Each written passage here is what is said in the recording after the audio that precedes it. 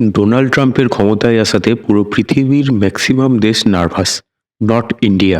দেখো, এই কথাটা আমি বলছি না, কথাটা বলছেন আমাদের প্রিয় বিদেশমন্ত্রী সুব্রমণিয়ম জয়শঙ্কর। এরকম একটা স্টেটমেন্ট যখন এরকম একটা ইম্পর্টেন্ট মানুষের কাছ থেকে আসে, তখন এটা ম্যাটার করে। নমস্কার, আমি শুভ দাস, তোমরা দেখছো দ্য ডিপ্লোম্যাট। এবার ভেঙে বলি। দেখো, ট্রাম্পের ক্ষমতায় আসাতে বাংলাদেশ, চীন, ইরান, কানাডা, ইউক্রেন আর আমি তো বলতে পারি পুরো ইউরোপই অনেক চিন্তায়। কিন্তু প্রশ্ন হচ্ছে কেন? ইরানের ভয় ট্রাম্প এসে না গ্রেটার ইসরায়েল বানিয়ে ফেলে। ভয় পাওয়ারই কথা। রিসেন্টলি ভোটে জেতার পর পৃথিবীর সবথেকে ধনী ব্যক্তি, যিনি ট্রাম্পের সাথে কাঁধে কাঁধ মিলিয়ে লড়াই করেছেন এবং ট্রাম্পকে জিতিয়েছেন, ইনি হলেন ইলন মাস্ক। উনি কয়েকদিন আগেই স্টেটমেন্ট দেন, Justin Trudeau, you are next. আর মাস্ক অনেকদিন ধরেই ট্রুডোর অনেক সমালোচক ছিলেন। সো আশা করা যায় কানাডার আগামী 2025 সালের ইলেকশনে গদি হারাবে ট্রুডো। অ্যাকর্ডিং টু ট্রাম্পের পিস প্ল্যান, রাশিয়া আর ইউক্রেনের যুদ্ধবিরতিতে অনেক গুরুত্বপূর্ণ শহর হাতছাড়া হবে ইউক্রেনের, আর সেটা গ্লোবাল কমিউনিটি স্বীকারও করে নেবে। তাই এটা নিয়ে অনেক চাপে ইউক্রেন। এবার যদি বলি পুরো ইউরোপের প্রসঙ্গ, দেখো, নেটো বলে একটা গ্রুপ আছে, সেখানে টোটাল 32টা দেশ ওই গ্রুপের মেম্বার। বেসিক্যালি এই গ্রুপের মানে হচ্ছে, এই গ্রুপের কোনো একটা দেশকে আক্রমণ করা মানে ধরে নেওয়া হবে পুরো 32টা দেশকেই আক্রমণ। আর আমেরিকা, যে পৃথিবীর সবথেকে ক্ষমতাধর দেশ, সে যেহেতু এই গ্রুপের মেম্বার, তো তার রেসপন্সিবিলিটি এই গ্রুপে অনেক বেশি, এই গ্রুপটাকে রক্ষা করার ক্ষেত্রে। তাই বিলিয়নস অফ ডলার্স ট্যাক্স পেয়ারের টাকা খরচ হয় নেটো গ্রুপের জন্য ইউএসের। আর ডোনাল্ড ট্রাম্প যেহেতু অনেক আগেই বলে দিয়েছেন উনি ট্যাক্স পেয়ারদের খরচা কম করতে চান, তাই তিনি আগেভাগে ঘোষণা করে দিয়েছেন, আমি রাশিয়াকে বলবো তোমরা নেটোর সাথে যা খুশি করো, আমি কিচ্ছু দেখতে যাব না। সিম্পলি বোঝা যাচ্ছে উনি নেটোর উপর আর অত বেশি গুরুত্ব দেবেন না। এবার বলি চীনের কথা। ট্রাম্প অলরেডি 60% ট্যারিফ লাগিয়ে দেবেন বলেছেন, যখন থেকে ওনার টেনিওর শুরু হয়ে যাবে ঠিক তখন থেকে। এটা অনেকটা চিন্তার বিষয় হবে চীনের কাছে।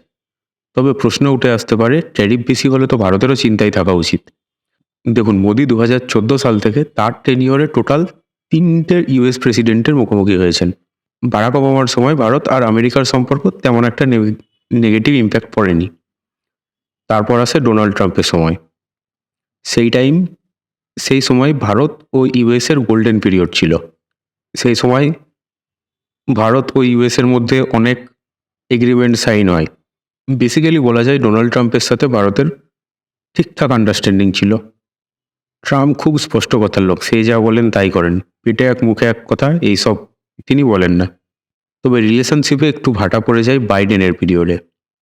আন্ডারস্ট্যান্ডিং একটু কম হয় ভারত আর আমেরিকার, কারণ বাইডেন মুখে বলেন এক আর করেন এক। তবু আমি বলতে পারি ভারতের খুব একটা লোকসান হয়নি বাইডেনের পিরিয়ডে। ট্রাম্প ক্ষমতায় এসে যাওয়ার পর উনি আমেরিকান ট্যাক্স পেয়ারদের খরচা কম করাবেন। আর সেই ট্যাক্সের টাকা উঠে আসবে ট্যারিফ থেকে। মানে ধরুন, ভারতের বা চীনের কোনো বিজনেসম্যান যদি আমেরিকায় থাকে, ওনাদের থেকে টাকা উঠে আসবে। ভারতকে সেই সমস্যা ফেস করতে হবে না। কারণ কি জানো, ভারত আর আমেরিকার মধ্যে অনেকদিন ধরেই ফ্রি ট্রেড এগ্রিমেন্টের কথা চলছে।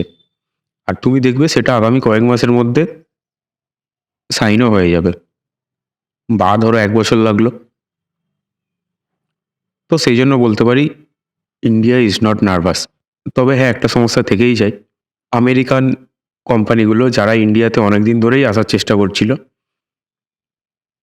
ইন্ডিয়া তাদেরকে অ্যাক্সেস দিচ্ছিল না, কিন্তু এবার তাদেরকে অ্যাক্সেস দিতে হবে। আর সেটা হলে ডোমেস্টিক বিজনেসম্যানদের একটু চাপ হয়ে যাবে। এটা খুব ভালো ডিল ভারতীয়দের জন্য। আমেরিকান কোম্পানিগুলো যখন ভারতে এসে বিজনেস করা শুরু হবে, তখন ভারতীয়দের দেশভক্তিটা তখন দেখতে হবে। আপনাদের মতামত জানাবেন।